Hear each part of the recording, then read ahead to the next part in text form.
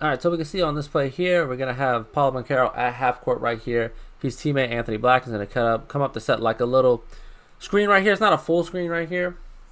And Tobias Harris does a terrible job about trying, like, Dennis Jenkins should be jamming the screen right here so Tobias Harris can play up and so he could stay on to Paolo Banchero. Because at this point, they would have to just switch it and the smaller defender would be on to Paolo Banchero, Dennis Jenkins. And that leaves a big mismatch. And now Jalen Duren is here for backline help, but Wendell Carter Jr., to be fair, has become not a respectable three-point shooter, but to be fair, he could hit an open three, so he's like playing the in-between right here. Because the bias there is going to fight over, and then Dennis Jenkins doesn't really fully switch. He kind of reaches for the ball. He's going to try to like recover back on Anthony Black, but he gets confused. Anthony Black isn't there anymore because Anthony Black started rolling to the basket with Tobias Harris on him.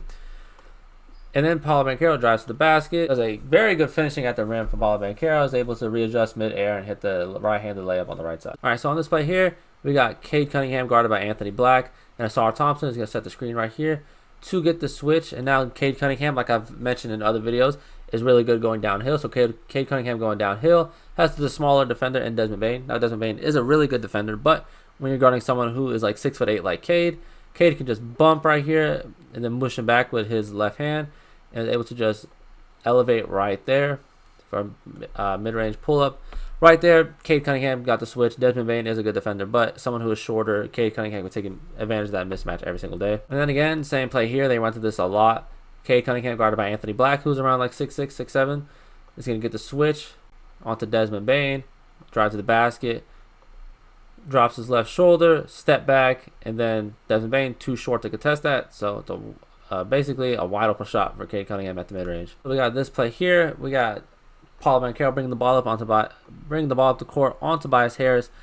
Anthony Black is going to set a screen right here, and they're going to get the switch onto Caris LeVert, who is a way smaller defender and a way worse defender. Tobias Harris is much better, but is going to be a smaller defender. Tobias Harris stays here because he wants to stay on the Paolo Banchero, but Caris LeVert just gets his defensive stance in position. So he obviously wants the matchup, which is a bad idea because Paolo Banchero takes complete advantage of this. In and out dribble, crossover to his left hand, pound dribble with his left, bumps him with his right, and then he's going to bring the ball over.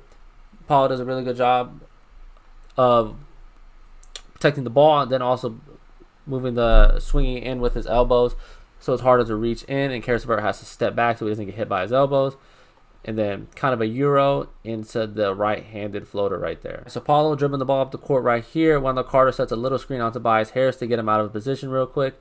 And because of that, now Jalen Duren is overcommitting onto Paolo a little bit, so Tobias Harris doesn't get in front of him. So now Tobias is playing the in-between between Wendell and Paolo, and Jalen Duren is like, because Wendell can just go straight to the basket right here, and Jalen Duren would be able to recover right here, but that would leave Paolo wide open. So Tobias Harris should be recovering right here.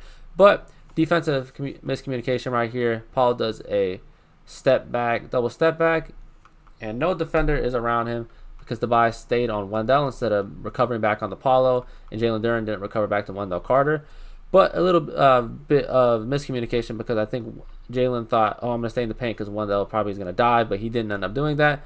So defensive miscommunication between Tobias Harris and Jalen Duren leaves Paolo Banchero open for a wide open jump shot. Not wide open, Jalen Duren recovers, but he had enough time to get that shot off. So in this play here, I would assume